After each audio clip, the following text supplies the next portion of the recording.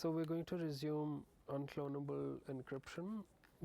So this is mostly just the introduction part, right? So we're going to be on the introduction and the preliminaries for a little bit, maybe this lecture and the next, some like a part of the next lecture, and then from then onwards we will be able to actually prove things.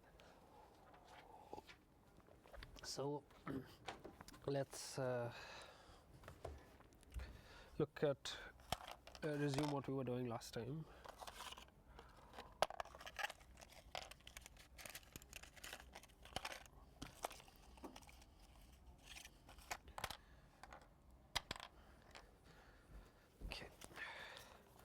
So last time we stopped at, we were discussing why obvious approaches fail.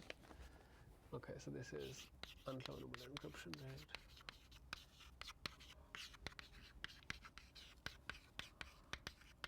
right? Okay, so last time we were looking at why the obvious approaches fail, right? Why the obvious approaches fail.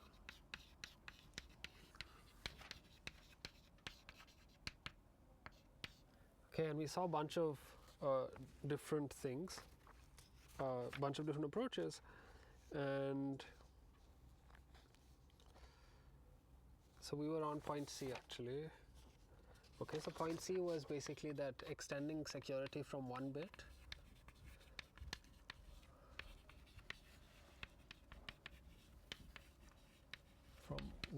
to multi-bit is not straightforward, is not immediate. Okay, so let's look at a very quick example of why this happens. Okay, so normally what we do is in classical crypto, right? So in classical crypto, one can just use a hybrid argument. Okay, so the hybrid argument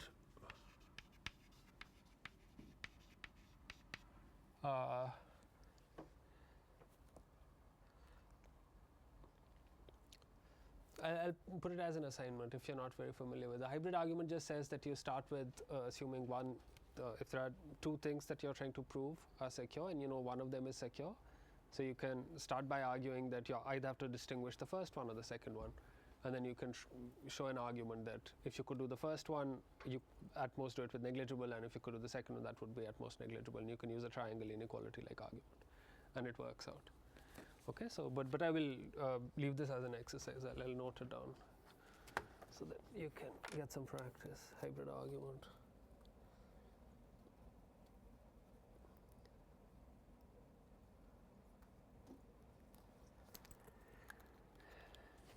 Okay, so so this sort of works in the classical setting. In here, it doesn't work, and I'll give you a simple example of why it doesn't work. Okay, so here this fails. Okay, so what's the example? So consider the following example. So here's the example. So this is the scheme we are considering. So suppose that you encrypt a 2-bit message as 2-bit message M, which is M1 concatenated with M2 as say row 1, row 2. Okay, where row 1 what that symbol means, the M1 concatenated with, yeah, it's just writing a string and joining the other string with it. If you want, you can just write M1 M2 like this. It's the same thing. Yeah. Yeah, I also got confused. There's no notion of being parallel or anything. It's just concatenation. Yeah. Okay, so where so row 1 is encryption of, so suppose you have unclonable encryption for, let's just say row I is encryption of MI. Okay, so suppose that you have a scheme that gives you individually unclonable encryption for 1 bit. Okay, and you construct the encryption of 2 bits as row 1 concatenated with row 2. Okay, and row 1, row 2 are the individual. Here concatenation means what? Like encrypting Oh, concatenation just means you put one string next to the other. no, I mean the quantum. Oh, this is not a quantum state. This is just like encryption. Oh no, you're right. Yeah, in case of quantum state, you take a tensor if you want to. Yeah, yeah, that's correct. Thank you. Yeah. Okay, so that's the output. Okay, and the claim is that the scheme is insecure. Claim is insecure in the sense this cannot satisfy unclonability.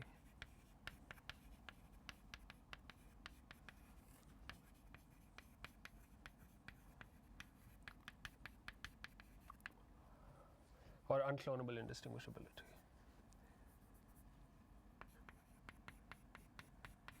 Okay. Does anyone see why?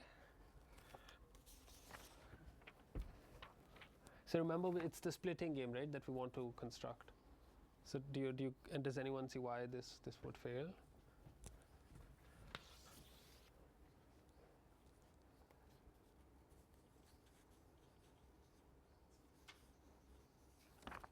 Okay, so let me give you a hint. So suppose that the distribution over the messages can be arbitrary, right? For the security to hold. So if I want to give an attack, I just have to give one distribution over messages and show that in that case it doesn't work, right? That would break the security, right? Are you guys? Is everything okay? People seem to be a little bit. Do you remember the security game? Should I write it down again? Okay. So the security game, yeah, intuitively the security game was the following, right? There was A, B, and C, right? So A is given a ciphertext. A sends a bipartite state to B and C, right? And then they potentially get the secret key, and then they have to output. So you get a ciphertext CB, right? And they have to output a guess. And they win if BB equals BC equals B, right? This is the secret key. Right? This was the security game. Is that okay? Okay, good. So this is the security game that we want to break. And the hint I'm giving you is that the messages are going to have the following form. So the message we're going to choose is going to be in this set. So it's either going to be 0, 0 or 1, 1. Okay. So can you see why such a scheme you would be able to break this game? Think about it for a minute. It's actually good to sort of digest what's happening. It's very straightforward. It's not very complicated.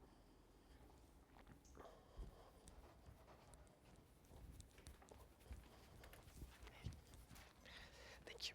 I was going to do that. Okay, so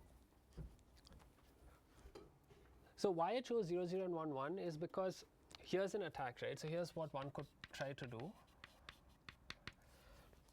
So what one could try to do is,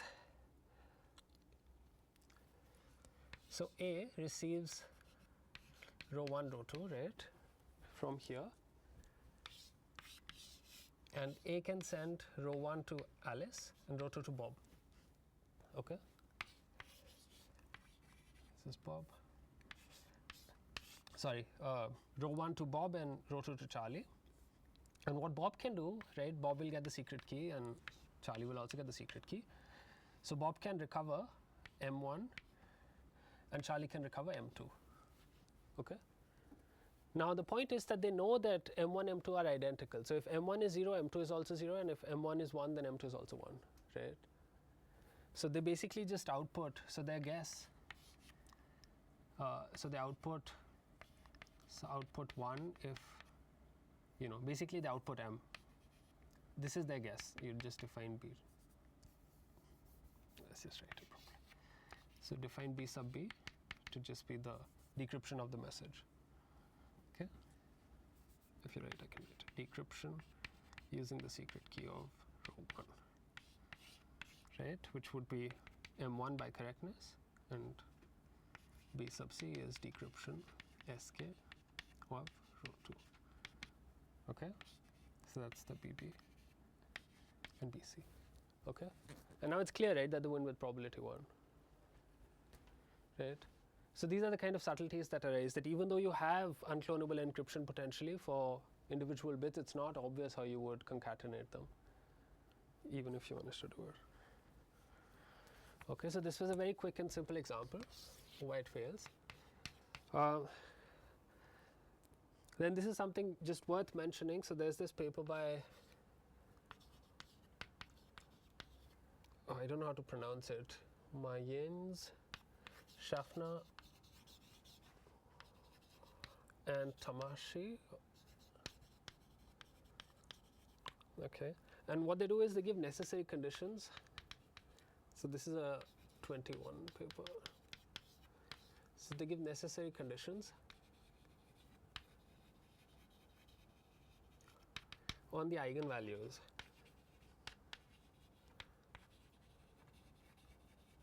Sorry, on the ciphertext. On the ciphertext when represented as density matrices.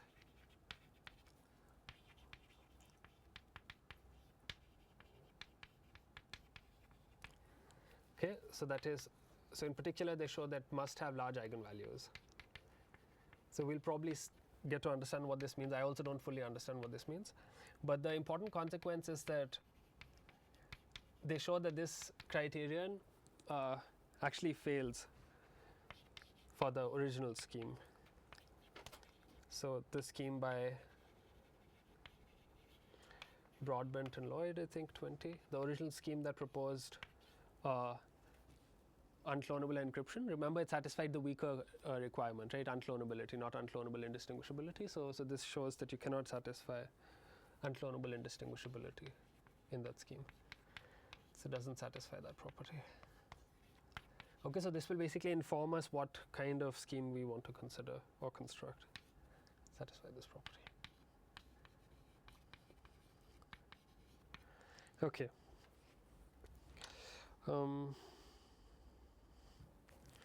Okay, so now there is some discussion about extractors, which I'm going to skip. Okay, and now I can actually tell you what these guys prove in their paper.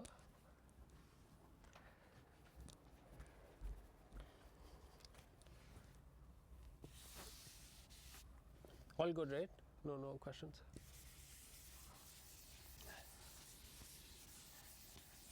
Okay.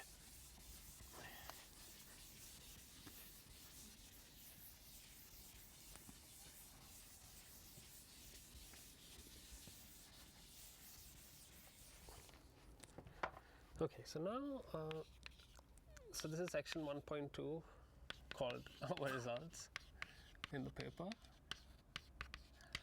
So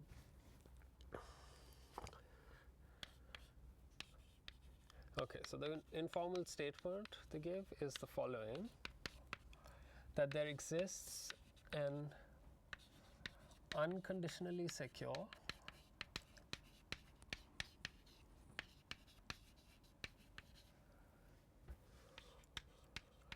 one-time encryption scheme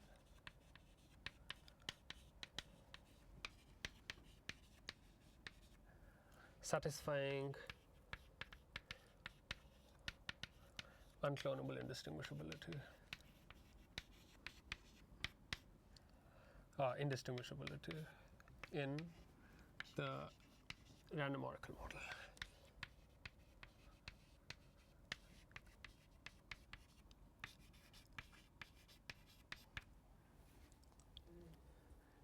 Okay. So there are two things that we need to understand here. One is this random oracle model, and the other is this word unconditionally secure. Okay. So first, let me tell you what the random oracle model is for those of you who show of hands for those who've seen the random oracle model before. Okay. Of course, you worked on it with them. So okay. Okay. So if you've not seen the random oracle model, I will actually maybe add it in one of the assignments on crypto at some point. random oracle model. But the definition is actually very nice and simple.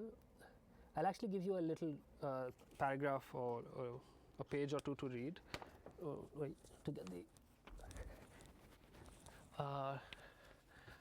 to get the justification, because it takes a little while to fully appreciate. But the definition is extremely simple. So the definition is the following. So suppose that there are, let's do it here.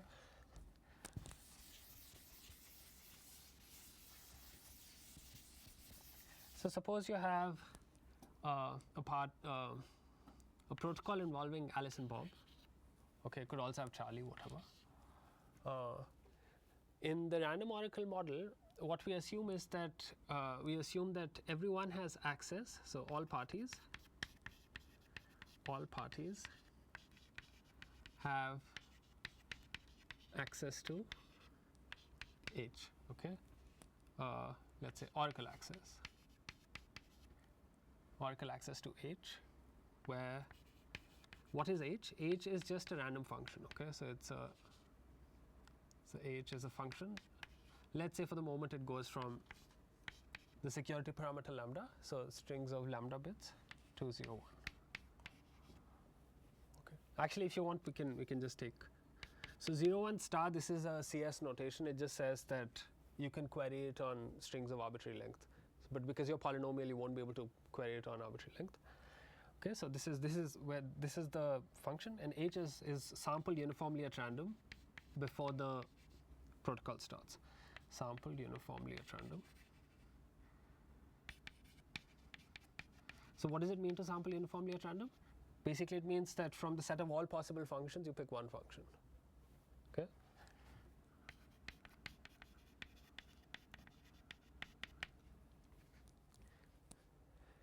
Okay. So there's one thing to note here. So there are 2 points. So one is the word oracle, and the other is how it applies to the quantum case. Okay, and the 0th point, I don't know how to write 0 in Romans. Okay, and then the other thing is the motivation. So let's maybe start with the oracle. Okay, so oracle access basically means that the only way you can access the function is by computing it on some string. Okay. So let me give you an example. So suppose you knew that the function is x dot s, right? Okay. So on f of x, suppose this is what the function was, right? So clearly, knowing the structure of the function can allow you to learn the function with fewer queries, for example. Okay, while a random function is essentially maximal information, so you do need to make all the queries to actually learn the function. Okay, so there's no, so you're basically, what is it modeling? When we say something is you only have oracle access to it, we're modeling the fact that even from the actual description in the real world, even if I give you the description of the function, you're not able to learn anything meaningful, which allows you to already know that some of the outputs are going to be related in some way. No, the only thing you can do is to compute it. Okay, and in the real world, these things are modeled by hash functions. So there are these, people have these classes of functions which are very, very complicated looking. They do like lots of permutations, this, that. So it's very hard to sort of know what the output is going to be without evaluating it. It's kind of the idea behind blockchains and all of this, that it's hard to evaluate. Like if I tell you this is the outcome I want, it's hard to invert, for example, and so on. So lots of very nice properties start to appear. And we assume that everyone has access to the random oracle, or all the parties. So that's one important thing. It's not like a one-way function where one party generates the secret key, right? Or it's, so it might look random to in some restricted sense. No, even the description of the yeah, so it's basically modeling that there is some complicated function that even if you know the description, the only thing you can do is basically access it by an oracle. Okay, good. So that's the motivation, that's the oracle part. And finally, the quantum part. The quantum part is just saying that you will have, so classically you can query at single strings. Quantumly, you can do superposition queries. So basically, you're given just like the Grover, when in Grover you're given an oracle. So basically, it's just the same. So you have in your circuit, you can apply it as a unitary whenever you want. So it's going to act as, O sub h acting on x0 would give you x, h of x, XORed with, I can put an S here. Okay, so whatever string you have, you can just do a unitary. So the first time if you query it, say it picks like function h, and then the next time if you query it, will it like pick another function? No, it's a good point. So you sample it uniformly at the start, meaning at the start of the protocol. Oh. Then it's fixed. So regardless of how many times you query it, that's an important point. Yeah. Everybody has access to same oracle. Yeah, it's the same oracle. Okay. So that's sort of the setup, and this actually tends to be very useful because what people do is, so this is called the random oracle heuristic. So often it's hard to prove things in the plain model, for example, unclonable encryption. Okay, and so what you do is you do your proofs in the random oracle model. Okay, so you assume that everyone has access to this extra little h, and assuming that you only have oracle access to it, and the function is actually random, you prove security. Okay, without making further assumptions. You potentially could also make further assumptions, but yeah, in this case, this is what unconditionally secure means, that the security would be information theoretic, but assuming that you have access to this oracle, the random oracle, like all parties have access to this oracle. Okay, so other than that, it's information theoretic. But in practice, what it means is that you will replace the oracle with a hash function. Okay, so you're assuming that the party is unbounded. Parties are bounded. Yeah. So this function h is sampled uniformly at random. So is this randomness like truly random? It's just a model, yeah. So you assume that it's random.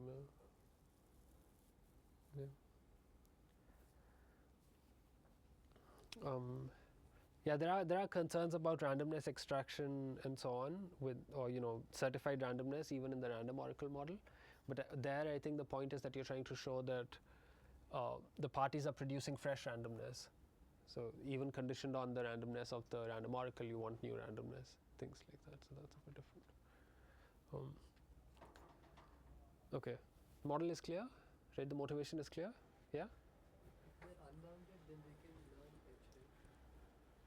Yeah, so they're going to be bounded in queries. So we're going to assume that they make poly-many queries, but they're unbounded other than that. Yeah, you're right. Thank you. Yeah, that's an important point. Otherwise, they can everyone can fully learn H, and then it's doesn't help. Very good. Yeah, thank you. Okay, so that's the setup. So yeah, so you can put the word quantum here if you want to be more precise, but we are discussing everything in the quantum case anyway, so it's fine. Okay, good. So this is okay. Okay. So before we look at the proof will probably come in like a lecture or two. It'll take a while. But I can give you some intuition that the paper gives at this point. It says that the construction is simple. So construction is simple. Okay, so it basically makes novel use of what they call coset states. Okay, considered in recent works. So this is Coladangelo, Louis, Zandri, maybe 21. Okay, but the analysis is a bit more involved. So the analysis is new. Is different, actually. Let's not say new. Okay, and it uses uses threshold projection. So we'll look at what the theorem is for this threshold projection, hopefully before the lecture ends.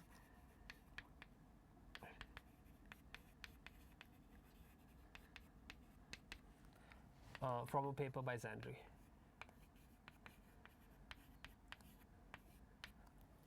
Okay.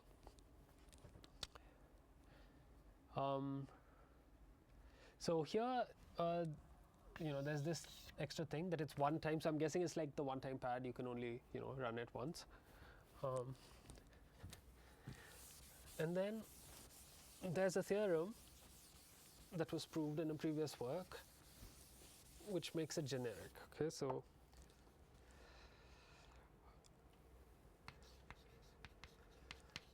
this theorem shows how to generically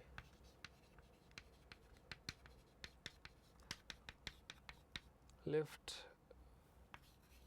from one-time encryption, one-time unclonable encryption,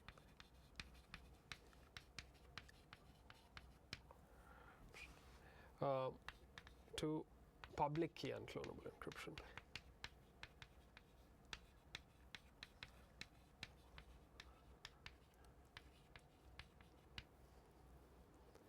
Okay, so as a corollary, so note that this is unconditionally secure. Within the random oracle model also you can make computational assumptions, right? That's kind of clear. You can already assume that there's some computational boundedness and they have access to the random oracle. So they're doing the same thing here. So assuming existence of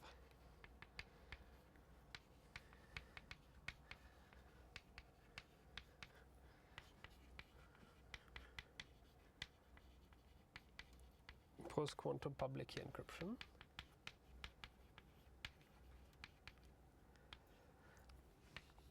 there exists a post-quantum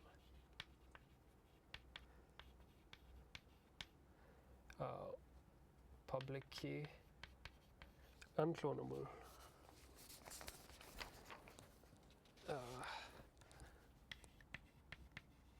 encryption scheme satisfying unclonable indistinguishability,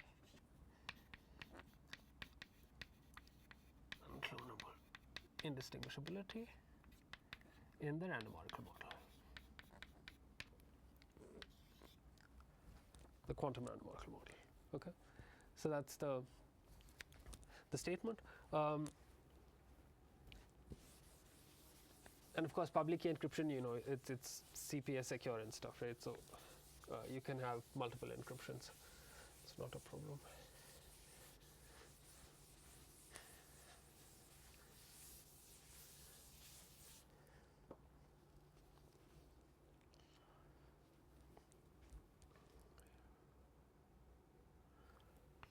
Okay. So one could ask, can one achieve unclonable encryption in the plane model, right? So when we say plane model, this basically means as opposed to the random oracle model or whichever. So there are also other models called shared randomness or common reference string model and things like this, where instead of assuming you have a shared random oracle, you assume that everyone has a shared random string at the beginning.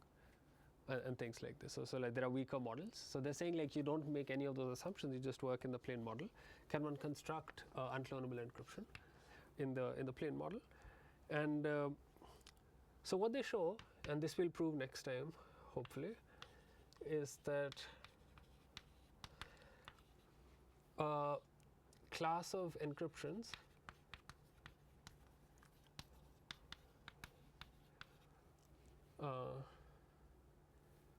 or which they call deterministic encryptions,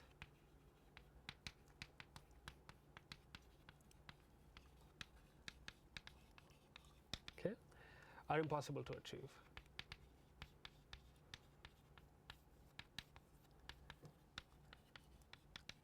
So what does this mean? This means that if the encryption is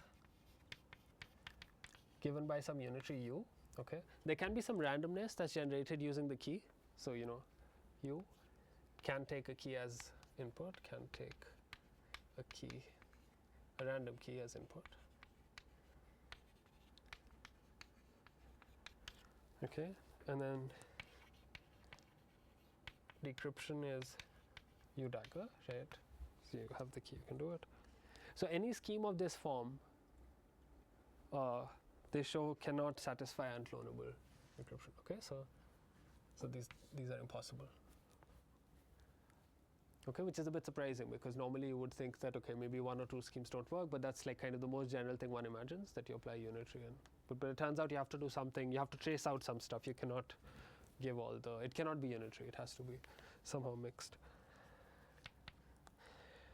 Okay. And apparently the result even holds if u is allowed to be exponential time.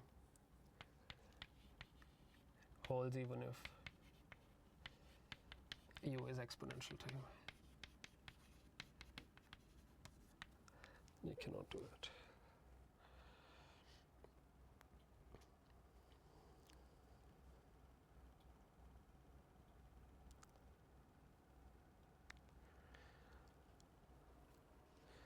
Okay, so here an important thing is that so a consequence of this, right, which is sort of immediate, is you know,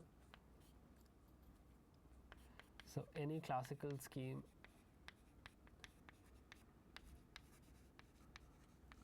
can be viewed this way, right?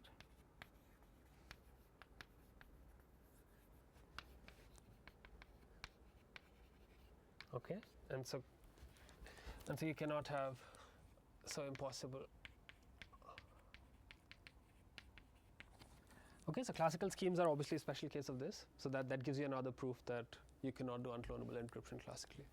Of course, we argued informally, but this also follows from the. Okay, and another consequence is that the original scheme, which we'll see in just a moment, so the scheme by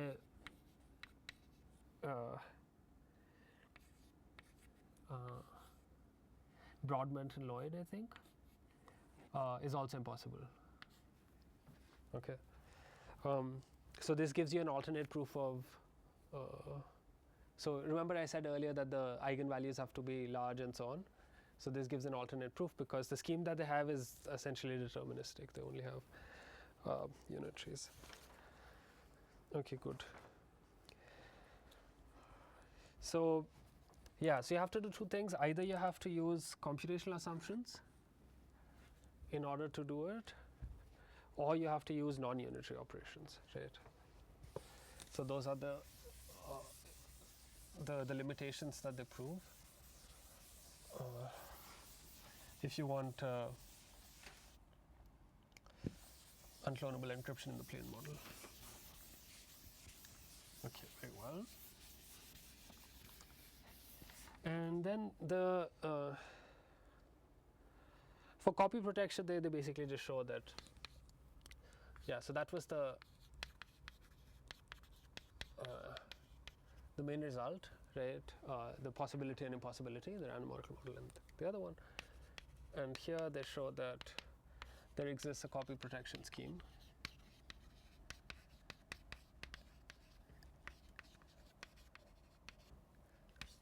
For single bit output functions.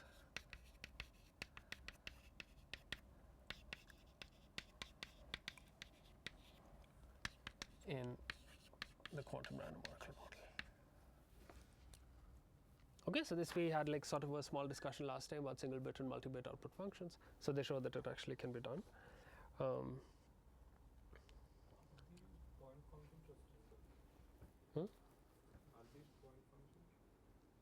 Say it again. Point function. Did I say general function? Single output. Yeah, point functions. Thank you. Yeah. Yeah, you're right.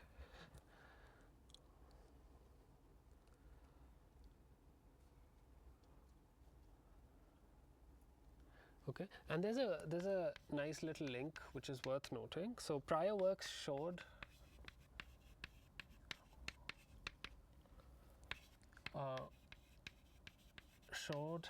how to generically transform any unclonable encryption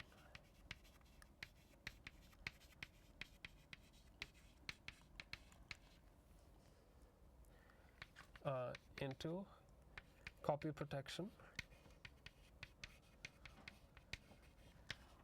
point functions, okay, but they are multi-bit output.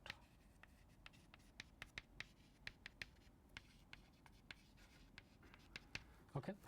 So previously it was actually known before this paper that you can, if you have an unclonable encryption scheme, you can construct copy protection for point functions, but the catch was that you have to have multi-bit output, and these guys show how to do it with point functions with single bit output as well.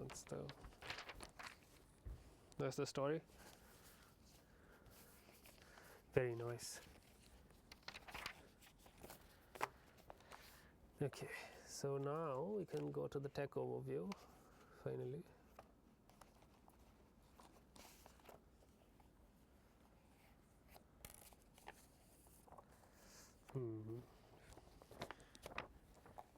Alrighty.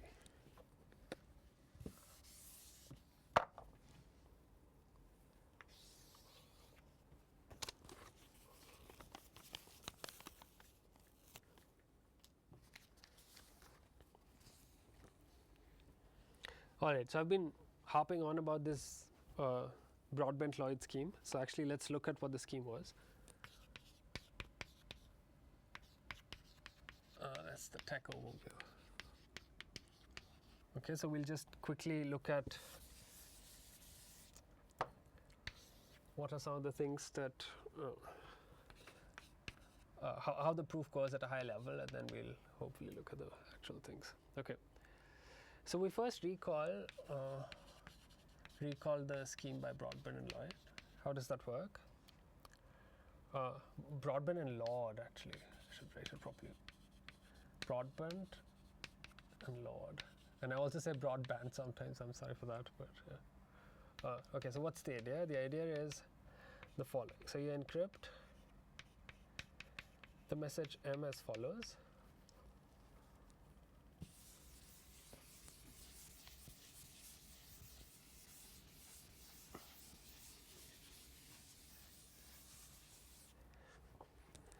Okay, so you sample a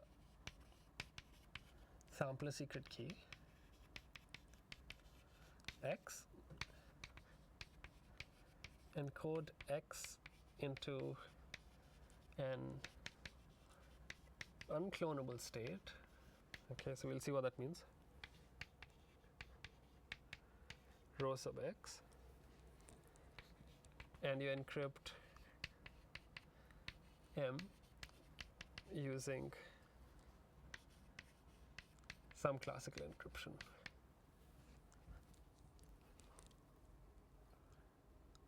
Okay, so that's the scheme. You sample a key, okay, you encode that key into some unclonable state, row sub X, and then you encrypt the message in, as you know, classically, basically, using some scheme. Okay, so what's the intuition? Intuition, okay. So for any splitting adversary ABC,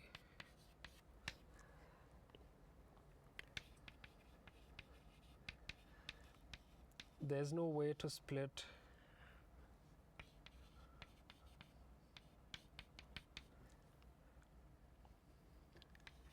row X into two quantum states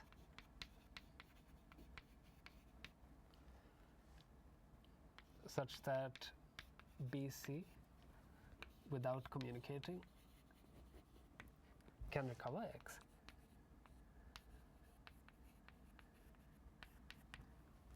Okay?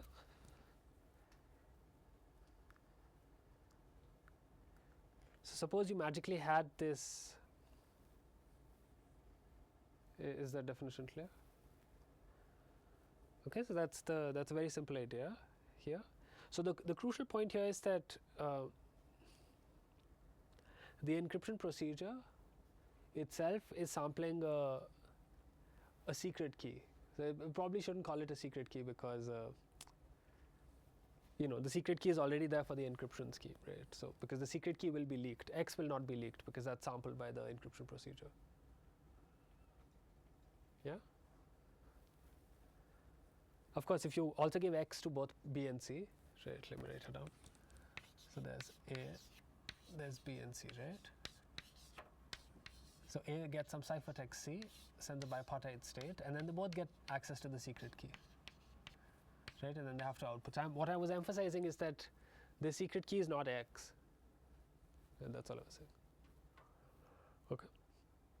So then the intuition is clear, right? That if rho X is unclonable, like in some intuitive sense, then B and C will not be able to both recover X, and so therefore they won't be able to look at the message. Okay, good.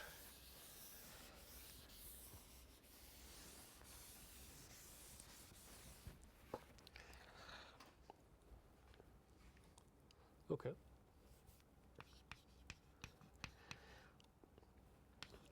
So now the question becomes, what is this no cloning, unclonable state? Because the choice of unclonable state. Okay, so the first choice is, of course, the BB84 stuff, right? So okay. So encrypt of M returns two things. One is row of X and enc of M. Yeah. I didn't write it very well. You're right. Yes, it will return row sub X, comma. Yeah. So let's just write it down, and then it returns. Yeah, I can write it properly. So enc. Okay. And what is given to ABC? Like both of them. ABC to A. This is C, right? This whole thing is C. Oh, okay. And then A can decide to send whatever that it chooses. Yeah, so sorry about yeah, this part is going to be a little bit sloppy because it's the overview. So you're going to have to ask me if something is not clear. We'll do things properly and formally in a bit. So this encryption scheme that I'm assuming will have some. Will it have some secret key necessarily?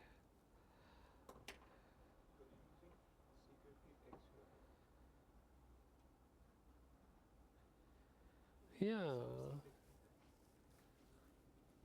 Otherwise, how will you encrypt?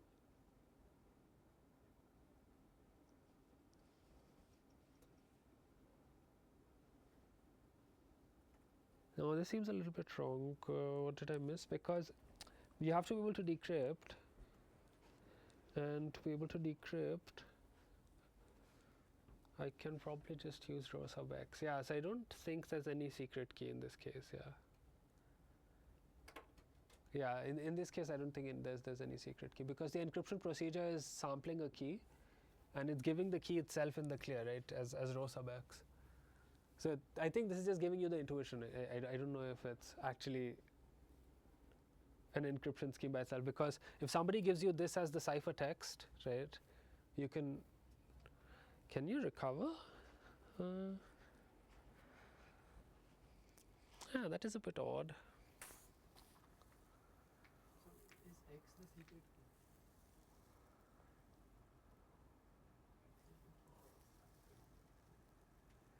No, but the point is that if X is the secret key, right, then if X is the secret key, then both B and C can recover encx, the message from encx, right? So it cannot be. It has to be. Is it because A can retrieve X retrieve M? Why can both B and C retrieve the message? Yeah, that's why it's not even a secure encryption scheme. If what I'm describing, so I'm missing something. Yeah. I think. Yeah.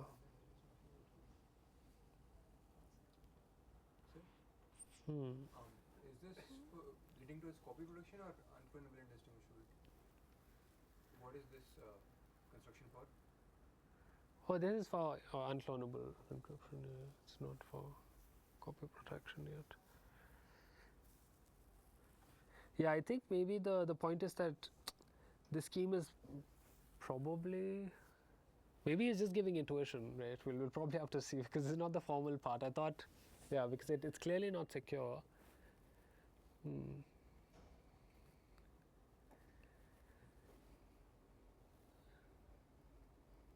is it like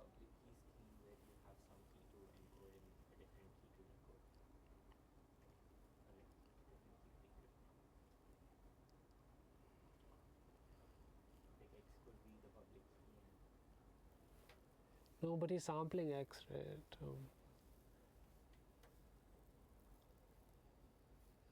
Yeah, normally for public key encryption, somebody generates the public and then you use that. So here, somehow he has to inject the fact that X is random. It might be possible that the private key could be dependent on X.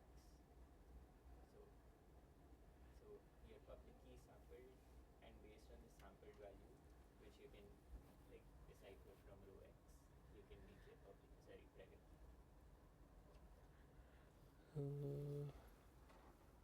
So do they have to answer X or M? They normally have to, you'll have M0 or M1 and they have to say which one was encrypted. So then why you want to recover X only? Oh, that's just the intuition that you cannot recover X. And if you don't know X, you cannot break the encryption. So you cannot distinguish between encryption of M0 and M1.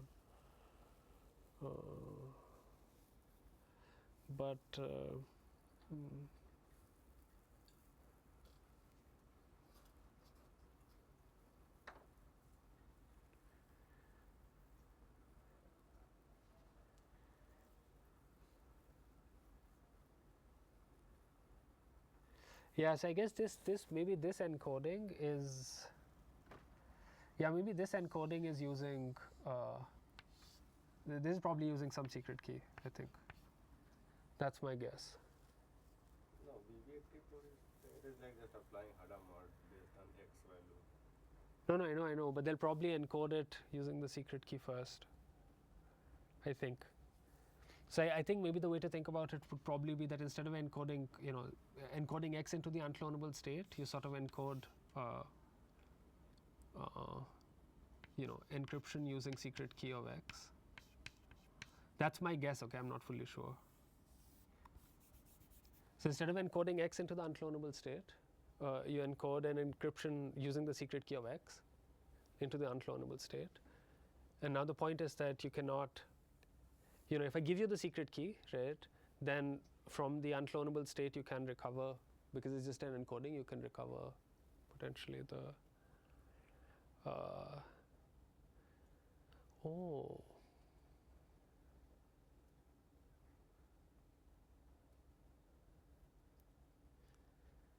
they wanted to hide X, that is why they created row X. yeah, maybe I'm saying something wrong, because, so how do I get X from the state? I'm making a big mess. Wait. So from the unclonable state row sub X, when I encode it, I guess I get some row sub X, and I probably get some, maybe this generates a secret key, right? Probably. No? That, because how do you get X from the encoded state? Because the basis information you're choosing randomly. Okay, I guess we'll see in the details then. Shit, I'm so sorry. This is messing up the whole thing. We're not getting any intuition.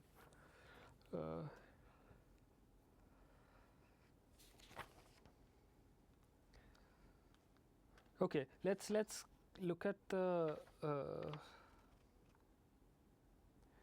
unclonable, like the monogamy of entanglement game and so on, and then I guess he will more explicitly say what the encryption process is, and then I think it should become clear.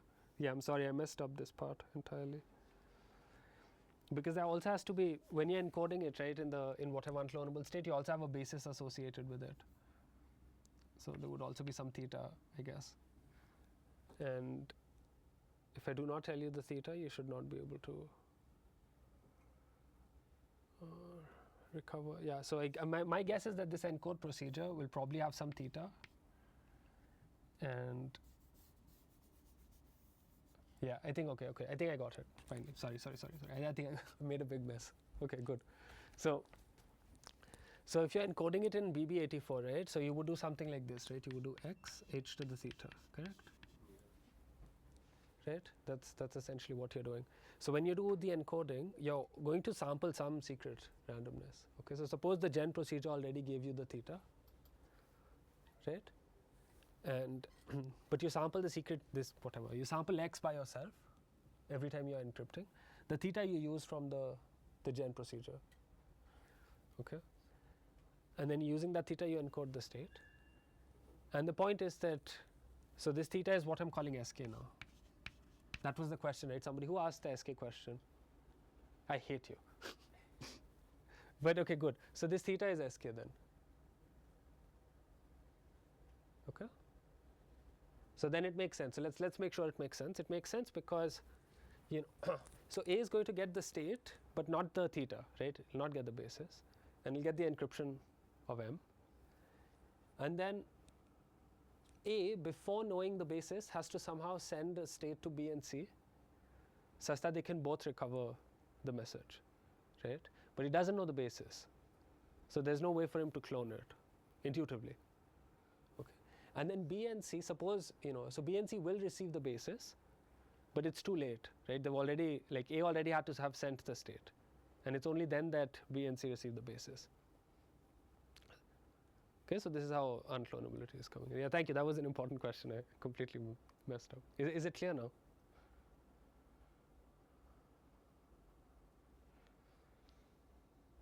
Uttambai is not convinced.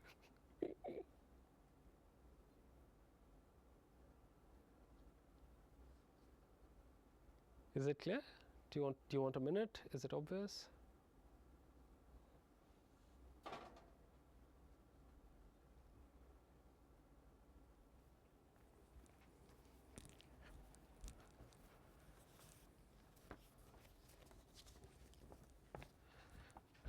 Okay, so now we're going to look at what we mean by these unclonable states. Yeah, so this theta was important. Okay, so I'll just write encode. In general, it'll just be sk. Right? It's just some secret. Okay, and the gen procedure will produce. So gen will produces sk. Okay, and you can also see why this is one-time secure, right? In the sense that you cannot use the theta again, so it's like the one-time pad. So that's why they were saying it's a one-time encryption. Okay, so what's a Wiesner state? Oh, sorry, this is what we were already saying, the BB84 state. So Wiesner conjugate coding. Okay, so it's basically just this, right? So encode theta of x is defined as h to the theta acting on x. Okay, which we'll also write as x to the theta sometimes. Or different papers have different conventions. So convention is x to the theta. So that's one. The second thing is that the no cloning property is captured by what is called the monogamy of entanglement game. Okay, so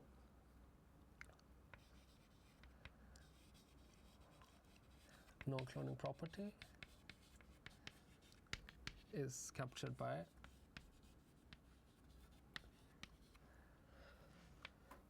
what is called the monogamy of entanglement game. Monogamy. Oh no, how do you spell monogamy? Is it all O's? Okay, thank you. Monogamy of entanglement. My God, I'm still so bad at spellings.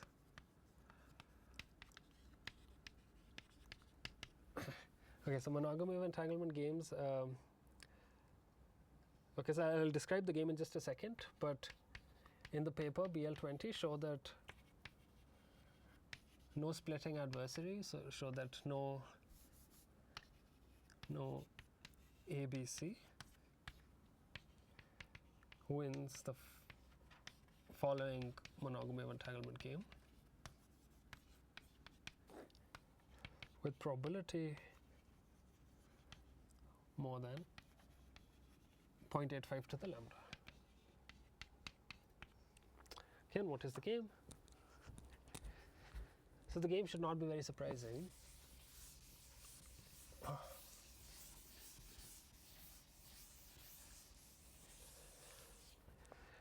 So here's the challenger.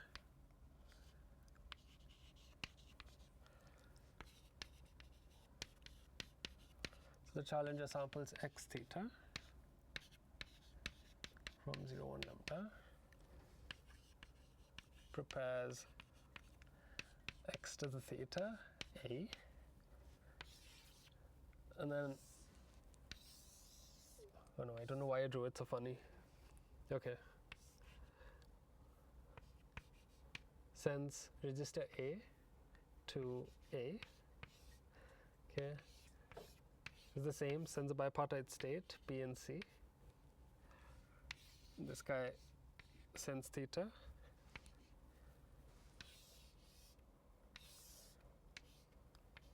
Sends theta. There's Bob and Charlie, as usual. We have to output x sub B and x sub C. Okay. And you accept. So out is accept if xb equals xc equals x. Reject else. And you output out. Okay. So it's essentially the same thing that we had earlier. The only difference is now that the secret key, what we were calling the secret key, is now theta for this specific game, and we're asking for the entire message to be output.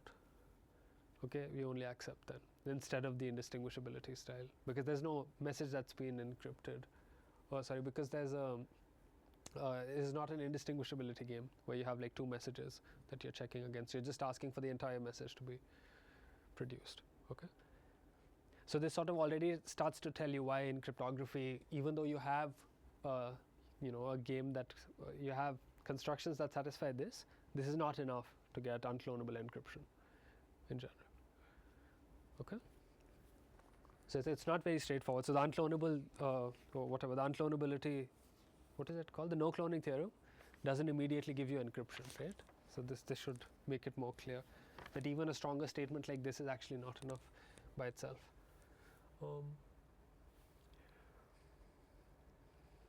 Okay.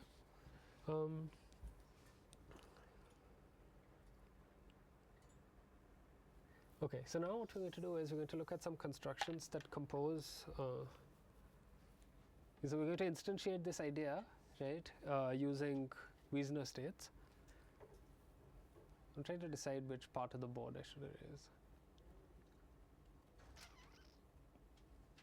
Let's do it over there. I think this is probably better.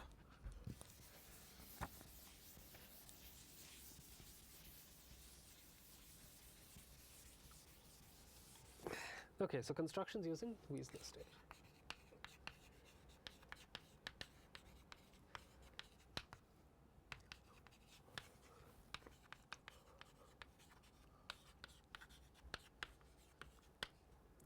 So the first thing is you compose a one-time pad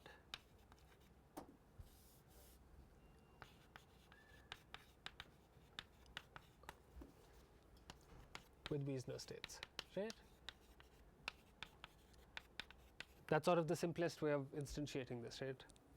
Okay, so what would the construction be? Okay, so now they're writing it properly.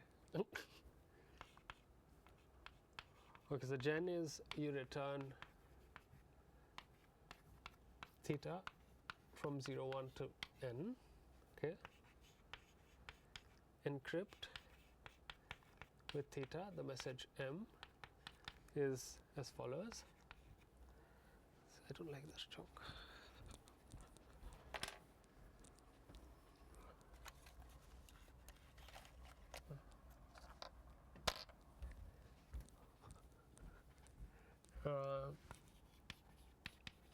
Samples x 0, 1 n, okay,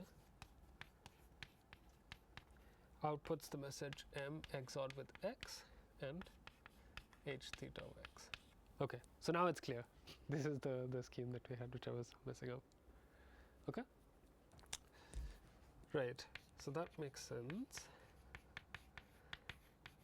And the intuition is clear, right? Because the intuition is that no splitting adversary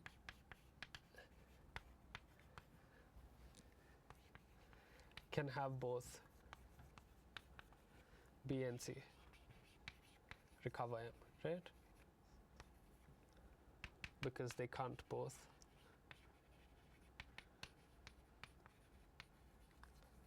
recover X from the monogamy of entanglement game.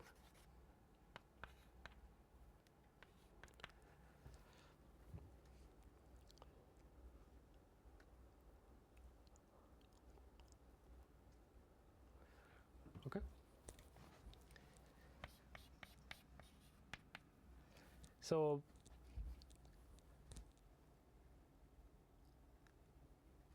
the point is that even if you have this construction, right, this construction can never satisfy unclonable indistinguishability. So this cannot satisfy unclonable indistinguishability. Unclonable indistinguishability, sorry. So that is the monogamy of entanglement here. Yeah. I should probably have written it. This is the MOE, yeah. MOE for Wiesner states.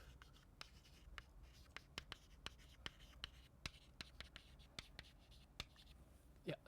Sorry, where is entanglement? You can go on. Just X theta and X alpha. Yeah, maybe there is some purification notion, right? Because I think the, so this X theta A you can always purify. So you can imagine that.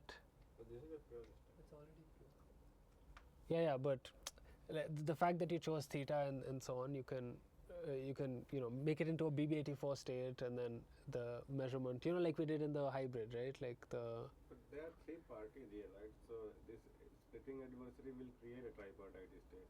No. What I'm saying is to think about the initial state itself as being So let's maybe say that. Okay, maybe the best way to think about it is that at the moment A is receiving some C, right, and then B and C are getting whatever, right, and we're trying to argue that they can't both have recovered the full message. That's what we are saying.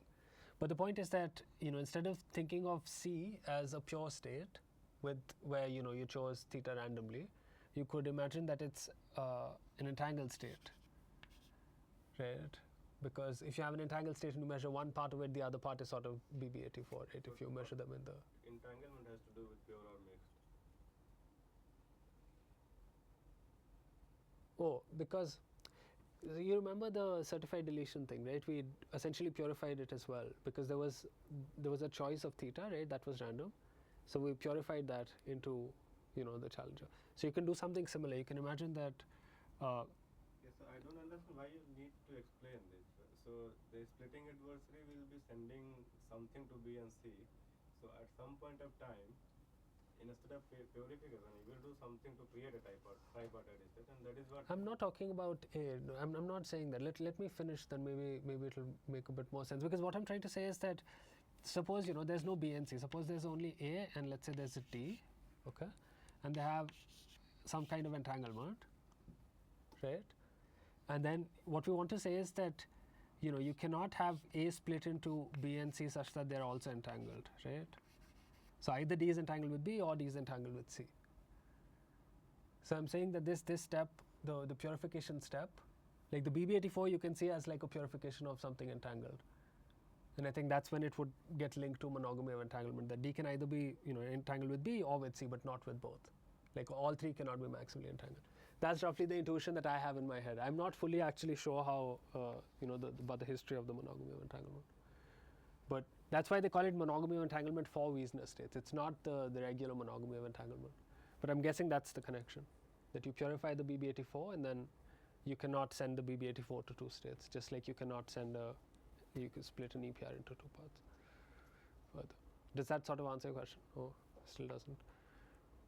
Address your I was asking you. Does it clarify what you, because you were asking about whether A can split things into, because A has to prepare the state further, which is going to be a tripartite or a bipartite state. It's going to be bipartite because you're sending it to B and C. So the entanglement A part.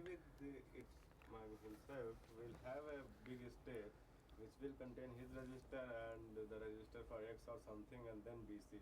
So it will not be just tripartite registered, it will be multipartite registered, and then the idea will be that A can correlate something with B and C, but not the other thing. So the message and theta will be correlated in some sense. Message and theta will be correlated in some sense. So this either he can. There's no correlate- message here. Oh, you mean x? Yeah, x and There are theta will two be. things, right? X and theta. So he could probably correlate one of them with the two B and C, but not both of them. With the two D B that and you are talking about will have to do with x and theta in some sense.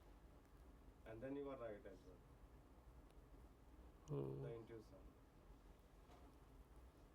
I don't think I fully understood your statement. You're saying that A can do what to B and C? So A can somehow correlate? Want to send want to like somehow send x to both of them, Yes. and he has a quantum state, and he has a quantum state. Now he want to encode this information that he want to send in such a way that he can send these two quantum systems. So with himself he can have more than one system, like you were saying that. Yeah. I can think of A and D. And then D will be somehow some information about the message he wanted to send. So in that sense, A can. Oh, I probably see. correlate it. You were just absorbing the whole thing into A, right? That's what you're saying. Yeah, sure. We'll also do that. But yeah, but this is my understanding that for business states, I think it's usually, if you have you can go from entanglement to BB84, like there's a correspondence, right? So that's the Define business state. yeah. Those are, where did I define them? I just erased it. It was on this column. They were just x to the Theta theta. you wrote, right? As theta is the This is the business state, right? Yeah. Just the encoding, yeah. Okay.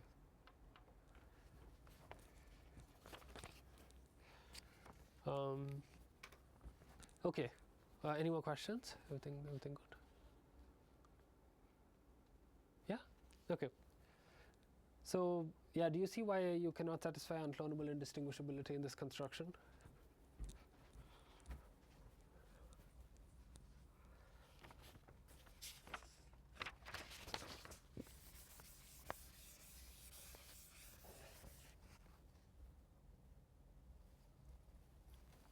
Anyone?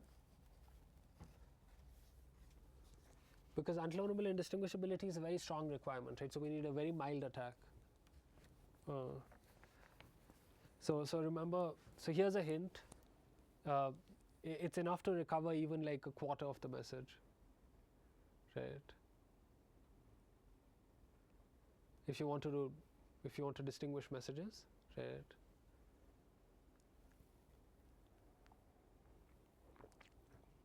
So for example, you can assume that the message M0, it's a similar argument, right? So you assume M0 is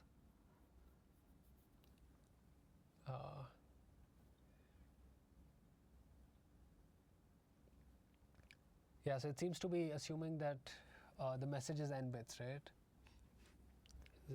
Or not? Actually, I'm not sure. No, it is. Yeah, it is n bits because XOR with Yeah, but you could be XORing all of X to just XOR with M, and there's no. So my counter example works for n bits, but I guess you could also make it work for. So suppose that the message is m bits. Suppose m is either all zeros, okay, or it's all ones, okay, and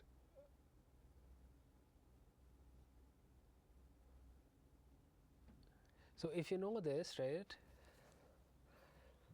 the adversary A already can just measure the BB84 states randomly, right, and he'll get half the bases correct, right.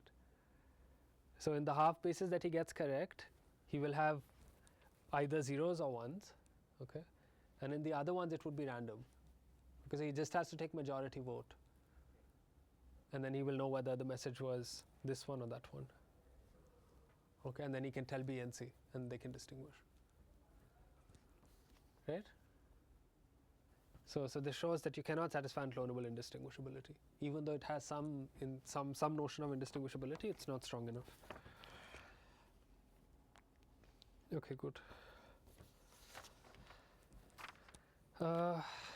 Okay, so then what did Broadbent and Lord do? They constructed,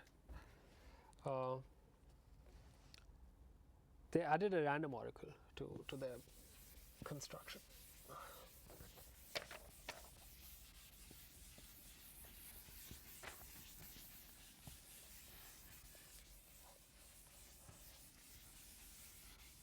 Okay, so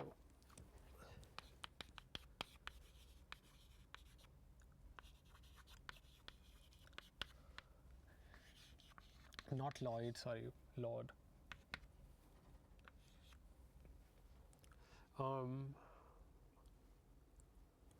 Okay, so they introduced the following to satisfy unclonable indistinguishability.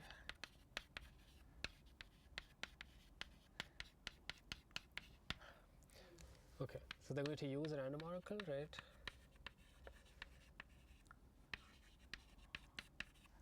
It's going from 0 1 lambda times 0 1 lambda to 0 1 n. Okay.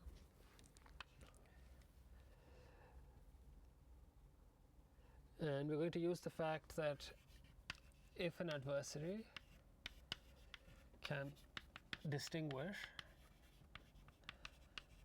between M0 XORed with H alpha X and M1 XOR with H alpha X, then it must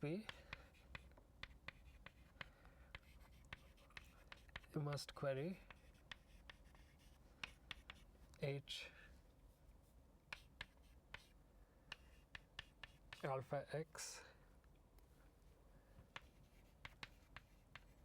at some point in its execution.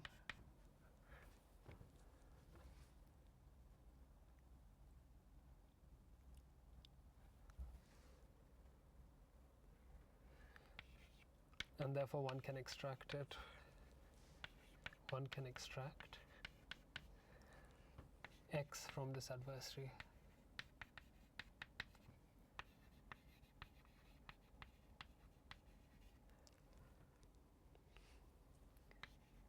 By measuring a random query.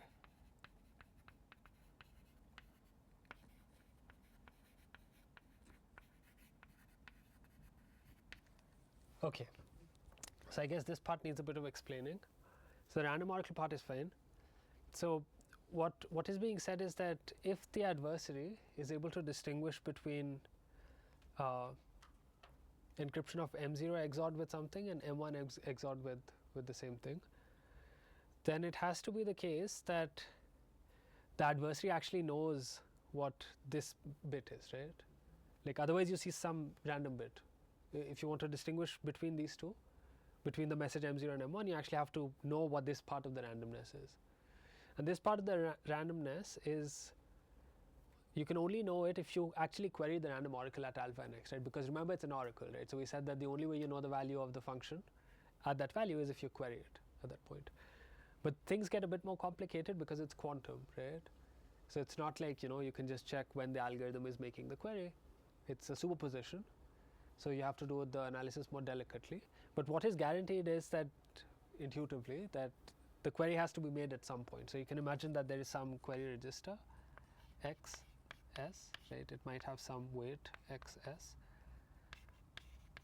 right? And at every time t, there could be some weight on register X and S, and so this is the query register, okay, which is used to make the query. So you pick a random t, run the protocol for that until that time t, and then you measure the query register, okay.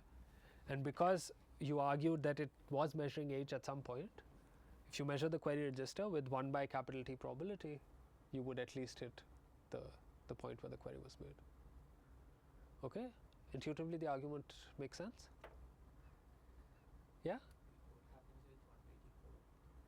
Oh, that you would measure the, yeah, let me write it better. So suppose, you know, so at t equal to 0, t equal to 1, there's xs. Yeah, let's just suppose that for simplicity that there's only a single, let's do the classical case first. I think that's easier. So the classical case would be, you know, you have t0, 1, whatever, until capital T. Let's just start from 1 because we are reasonable humans. So you're going from 1 to t, okay, and you're querying different values. So you're querying x1, x2 until x capital T, right? If it's known that the algorithm is querying x, you know, querying h at x at some point in the protocol, then if you run the protocol and stop it at some point, okay, and look at what it was about to query, you will see with probability 1 by t that it queried at little x, at least with probability 1 by capital T, right? Because you know at least one of these elements is little x. So you'll hit it with 1 by capital T if you just randomly. Capital T here is not 2 power lambda. Capital is the running time of the algorithm. So algorithms, we're assuming the poly query algorithms. Yeah. Okay, is this point clear? Okay, and in the quantum case, it's because, you know, there's not one x, you would be like measuring some, you know, there would be some weight associated with these. So you just measure the query register and you would have with some probability measured it. Okay, so that's the intuition. So that's what this thing is saying, that if you could distinguish these two, it must be the case intuitively that the random oracle has been queried at this point, and in particular you should be able to extract x by just randomly measuring the query register by running the algorithm and stopping it at some point. Okay, that's the idea. Yeah, these things get involved. I'm sorry, like the proofs get a bit involved. We'll see. But so the thing is that if one can hide this h value, then can one like get rid of this argument? So if I somehow hide this h alpha x, because it looks like in random oracle model, if you add h, then this argument will hold no matter what was your state. Right? I don't see any Weisner state or any other state here. yeah, it'll become clear when it appears. Yeah. Let's see how they use this in the Weisner state. It'll probably become a bit more clear. Okay, so then the scheme. Okay, I'll keep this again. Okay, and then we'll update the scheme here.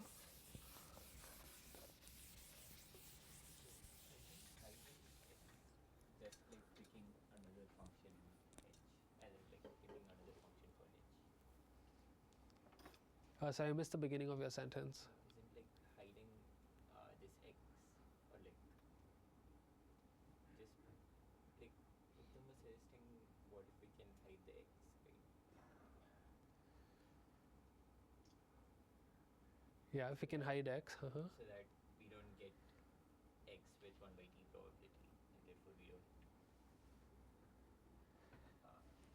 No, but that's what we're trying to argue. We are saying that, you know, we are saying we're doing a reduction, right? This idea will be used in the reduction. The reduction will say that if you could distinguish it, then you could have extracted x. But, you know, this should not be possible from the monogamy of entanglement game, right? Because you need to know all of x. So that it's essentially the same thing that you're saying. It is indeed trying to hide x, but they're adding the random oracle so you can actually make the you know, because if you just directly XOR, right? So we already saw that if you know something about the distribution of the messages, then you can know, you know, you can know what the you can distinguish the messages. But in this case, you add the random oracle and it becomes much more sensitive. So even if one bit is off, you would have like an entirely different thing. And so now really B and C have to know the entire X. And so that's what they're trying to capture by using a random oracle. But apparently even that doesn't work. So I mean, I think it's an open question whether their scheme or some variant of this. Yeah, no, actually I think it's open whether this scheme that I'm going to write down now, which is based on this idea, whether or not it is secure, like whether or not it satisfies unclonable indistinguishability. So they modify the scheme because they need some other properties, but the original scheme is still open, whether or not it's secure. Either ways. Okay, so here's the scheme. Oh yeah, 5 minutes. So the scheme that they consider is the following. So they have gen 1 to the lambda. Okay, so this returns alpha and theta. 0, 1 to lambda. Okay, then there's encrypt, and now we give everyone access to the random oracle. Okay, so encrypt gets alpha and theta, that's the key, correct, and so message m, and samples x as before, outputs, well, let's be consistent, returns x to the theta, m XORed with alpha comma x, right, and decrypt of h alpha theta x theta c, right, recovers x from x to the theta and returns c XOR with h alpha x. Okay, so that's the new scheme.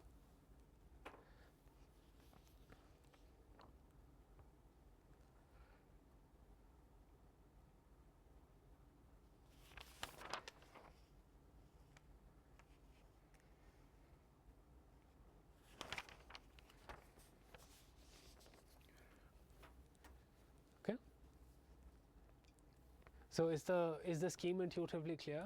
What is happening? So now it's essentially the same as before. You're sending the BB84 state, except that now the encryption is this m XOR with the random oracle instead of m XOR with x, right? That's essentially the only difference. Everything else is kind of straightforward. Okay.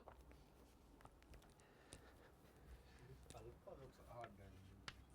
Yeah, it does. It does. It looks like even without the alpha it should work, and indeed they argue in the paper that they are able to remove the alpha from the scheme by while preserving. Encoding or decoding.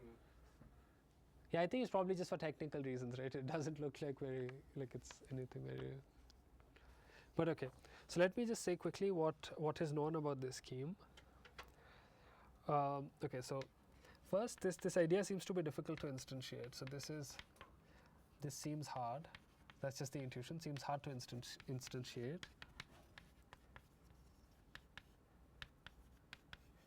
Okay, and the main reason is that one has to extract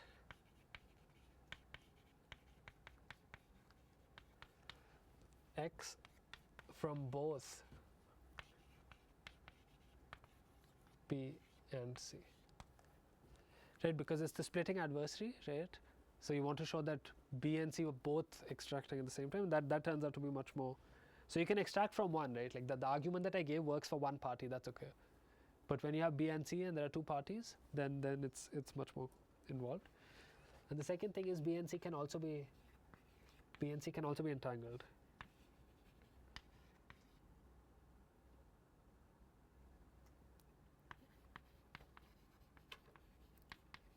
Right? There's nothing preventing them from being entangled.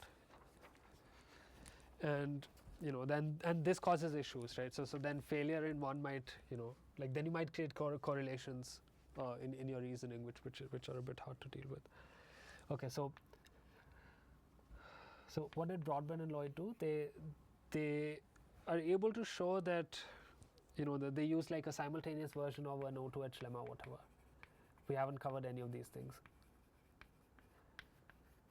The O2H lemma maybe we'll consider at some point.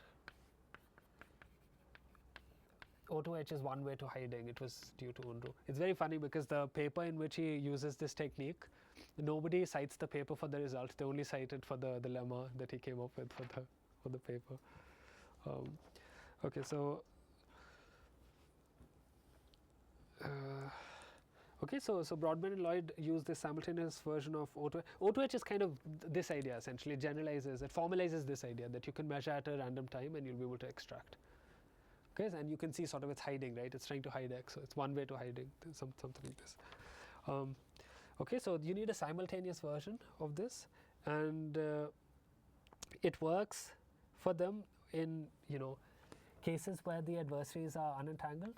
So they're able to use this and show it for unentangled B and C.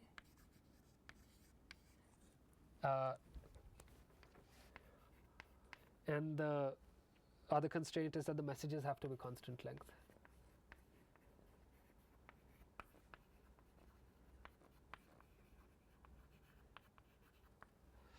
So even though